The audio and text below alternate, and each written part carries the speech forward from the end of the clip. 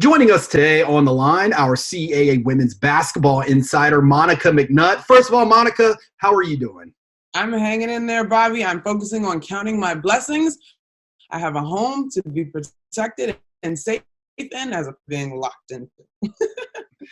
Absolutely. All of us right now counting our blessings indeed. And Monica, obviously, we don't want to forget about the 2019-20 season, even though it did kind of come to an abrupt end, unfortunately. But when you take a look back at this year's CAA women's basketball season, what really stood out to you that we'll remember?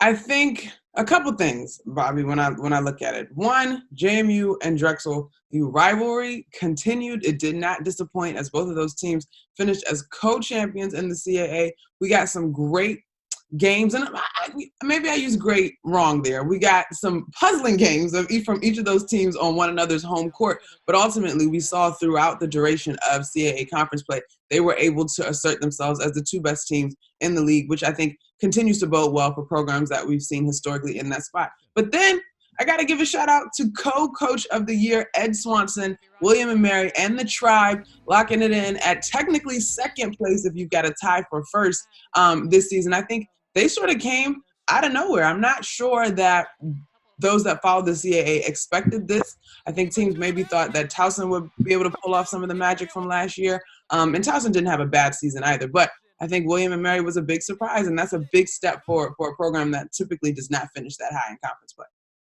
Absolutely, indeed. And speaking of one of the teams you just spoke of, it kind of transitions to our next hot topic going into the offseason. It didn't really take long, but Denise Dillon leaves the Drexel Dragons and heads to her alma mater, Villanova. First of all, we want to congratulate her for all that she's done for the Drexel program in her last 17 seasons, and we'll certainly miss her. And just speak on Coach Dillon's tenure for Drexel. She's been tremendous. I mean, 17 years, postseason, NIT titles, I mean, CAA champions. I mean, you look at her body of work in terms of her winning percentage at Drexel, she was well established. Now, I can only imagine what that was like throughout the course of the year because, as you know, Coach Peretta over at Villanova announced that he was retiring after 4 decades at the helm earlier this season. So he sort of got a walk-off tour.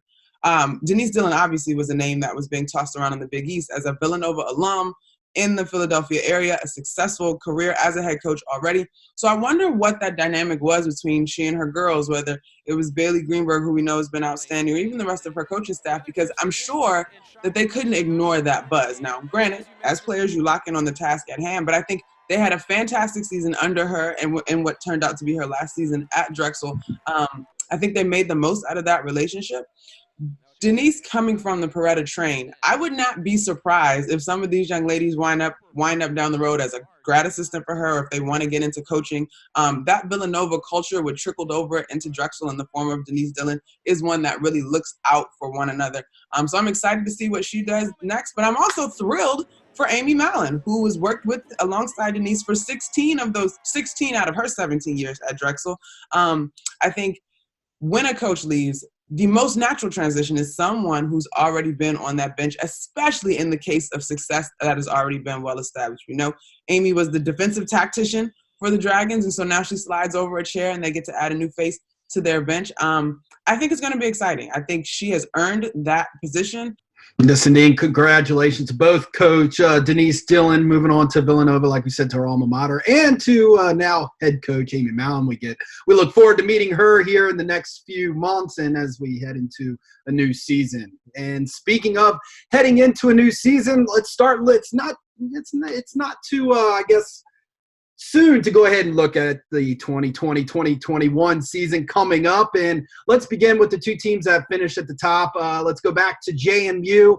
They do say goodbye to a phenomenal senior class, including CAA Player of the Year, Kamaya Smalls. But, you know, that program's not looking to rebuild, more than likely looking to reload.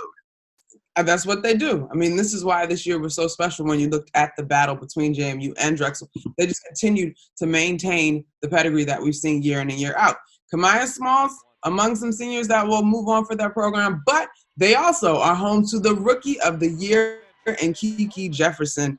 Bobby, and I'm pumped to see Kiki take the next step in her career. But then you've also got Rain Tucker, who I think is someone who would also be able to step up, as quite honestly, there's going to be more minutes, there's going to be more shots that have to be made with the absence of a power like Smalls and company. Now, Kiki Jefferson, to me, had one of her better games of the season versus Maryland. She had 16 points and 7 rebounds. That was the game that JMU took Maryland down to a wire. Now, remember, as the season wound down and we were looking toward postseason, Maryland was in question whether they would be that fourth team in the Final Four, having won the Big Ten championship. So to me, Kiki Jefferson had her best games and the toughest games for this squad. And part of that is because Smalls and company, Benitez and those guys garner so much attention.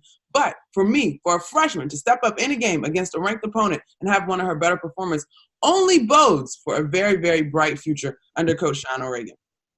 Indeed, we look forward to seeing Kiki Jefferson in her sophomore season for the Dukes. And let's take a look back at Drexel. Obviously, they will have a new coach in Amy Mallon, but also they say not goodbye just to head coach Denise Dillon, but also to Bailey Greenberg, who was a CAA Player of the Year last year and just a real staple for this team. But they will probably look to build around Kishana Washington, who came away with the 6th Player of the Year award in the CAA this year, Monica. I think you're spot on with that, Bobby. Now, it's interesting.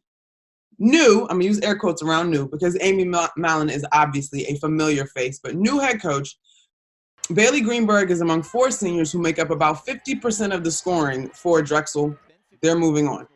Kishana Washington, though, we got to look at those numbers. She shot 39% from 3 and almost 40% from the field. I think she was like a tick over 39%, around like 39.5 from the field. When you dig into it, she was the 2nd leading scorer next to Bailey Greenberg. Bailey Greenberg took 424 shots on the season, while Kishana took 275, and Bailey played 13 more minutes per game.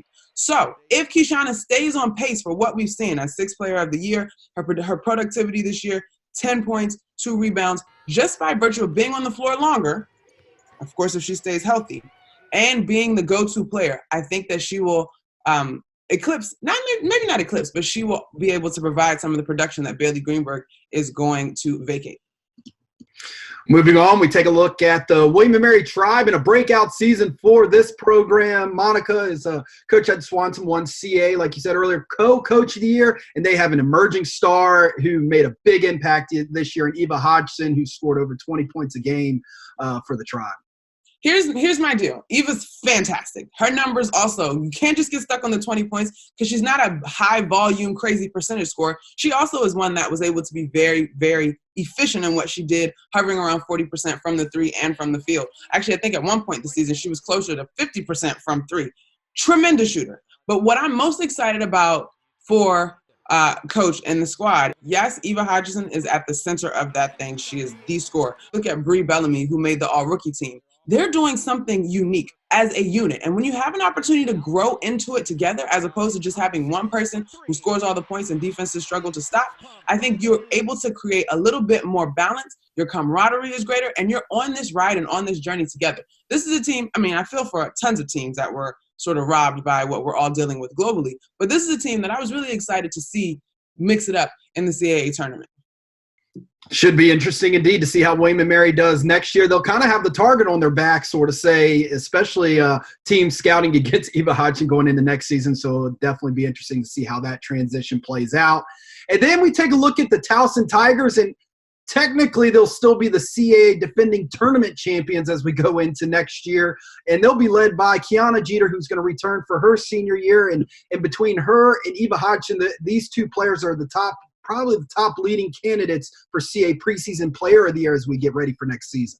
Yeah, that's a no-brainer. Eva's game is a little bit different from Kiana's, but Kiana brings that energy. She's explosive.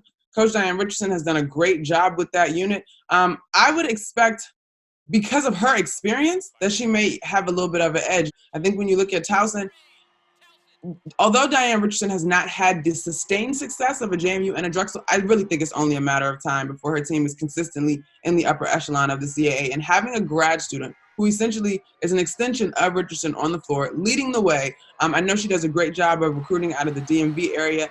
This East Coast, she does a tremendous job. I think the Tigers, it's too early to say who to look out for. But I definitely think the Tigers are going to be a formidable opponent in the CAA for years to come.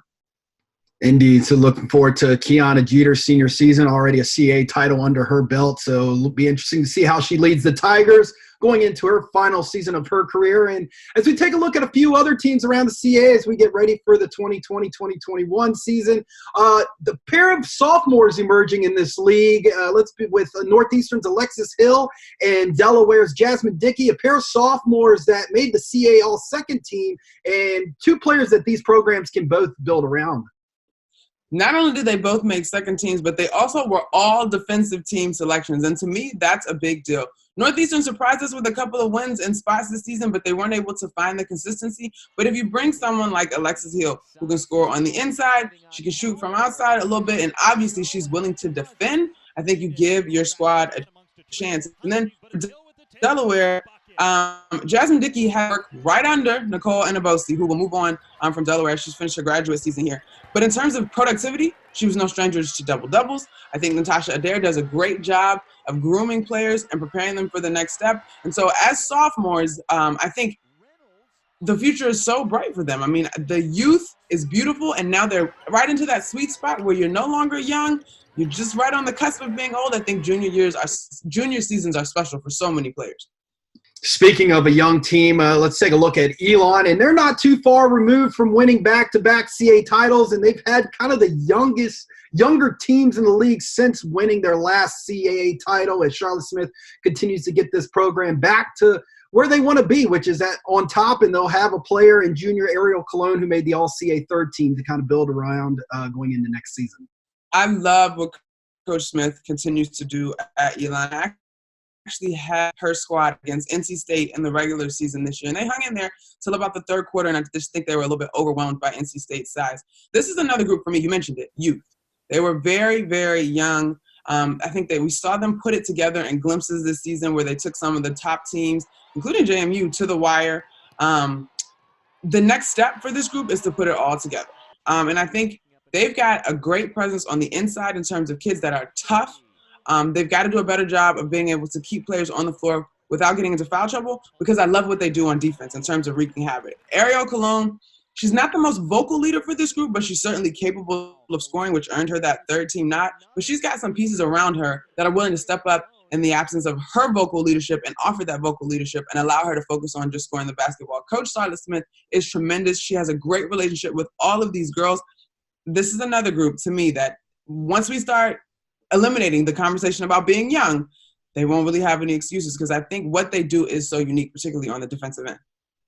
One team that will be looking to be kind of young going into 2021 will be the Uncw Seahawks, as they lose 70% of its scoring as Gigi Smith and Lacey Suggs, Ayana Basin, and Shaneri Bell all graduate. So the Seahawks going into next year, but one thing we do know is head coach Karen Barefoot, she brings a lot of energy, and she's a player's coach. So knowing her track record, she should be able to bring some players in, either transfers or incoming freshmen we don't know about, to fill those roles. Absolutely. I mean, we can't really tee up the violin too much for Coach Barefoot, Bobby, because this is the way it goes. Your seniors, your players come in, they've got 4 years, maybe 5 in some cases, then they move on. What I will say is UNCW actually opened CAA play this year with 2 overtime games, one of which was against Drexel. So, yes, she's going to lose a lot of production, but as you said, Coach Barefoot is an absolute competitor. Did you know that she was the first player in the NCAA to score 2,000 points and 1,000 rebounds, men or women? Wow. So that just speaks to her competitive nature. I think the beauty of coaching is that sometimes you understand it's not a quick fix, right? And so I'm not familiar with Coach's incoming recruiting class, so I don't want to misspeak, but I'm sure that she was well aware of what she was losing. And, you know, we use that term rebuild and growth years, and that is very real. So there's a silver lining to this. Whoever is on the team now, they're up next. And sometimes you got to think big picture. Maybe not the next season, but 2 seasons down the road when we've got all this experience under our belt and we have the pieces that we need. Speaking of teams that are looking to rebuild, they both had first-year head coaches in the College of Charleston's Robin Harmony and Hofstra's Danielle Santos Atkinson. And, of course, the Cougars, they had a pretty good, strong non-conference season and a strong start to conference play, and Hofstra struggled a little bit. quite a bit, especially in conference play, but they have a freshman in Sorrell and Neza that they can build around. So what do you see from your experience, the big transition that we can expect from the first year to the second year for these new head coaches? You're putting your stamp on your program. I mean, I think year one is a lot of learning. I love asking first-year head coaches, what did you say to your team when you first met them, right? And it's a give and take, because you have players there that are accustomed to one thing. It may not have worked depending on why the previous staff left, but they already have a rapport at least with one another, and so it becomes about garnering trust. I think the position that Hofstra was able to put Sorrell and Neza in benefits them in terms of the trust and the confidence, but I think the biggest difference from year one to year two is the familiarity. We know the system, we know what coach expects, we have a better grasp on it, and we get to start not from a new place. There's a little bit of equity built up. And then when you talk about Coach Robin Harmony over on the other side at Charleston, you got Latrice Perkins, who was a third-team selection, and Taylor Williams, who was an all-rookie team selection as well. And so Perkins is only a sophomore. Williams obviously is a freshman. There are things to build there, and I think the other thing that you learn, how tough it is to sustain success through conference play. At one point, College of Charleston was surprising some folks, as was Northeastern, and they were sort of teetering around that 4 or 5 spot. The players now see this is the way our coach wants things to roll. This is what we need to do. This is how we can maintain consistency. And so I think the other thing, though, Bobby, as we have this conversation, is not everybody can take a leap forward, right? The likelihood that Drexel, JMU, William and Mary, as it seems, would be somewhere in 6, 7, 8 in conference play is unlikely. And so sometimes we just have to give praise to the conference for being tough, and then those established programs for continuing to do what they do. It doesn't mean there can't be improvement from season to season, but that may not necessarily look like a significant jump in your standings in the CAA. Well, we look forward already to next season, the 2020-21 season. Not too far down the road. Hopefully these months will accelerate, especially for a lot of these student athletes who didn't get the opportunity to play in tournament play. So, Monica McNutt, thank you so much for joining us. Stay safe, stay healthy, and we look forward to talking to you soon. Thanks, Bobby. You too.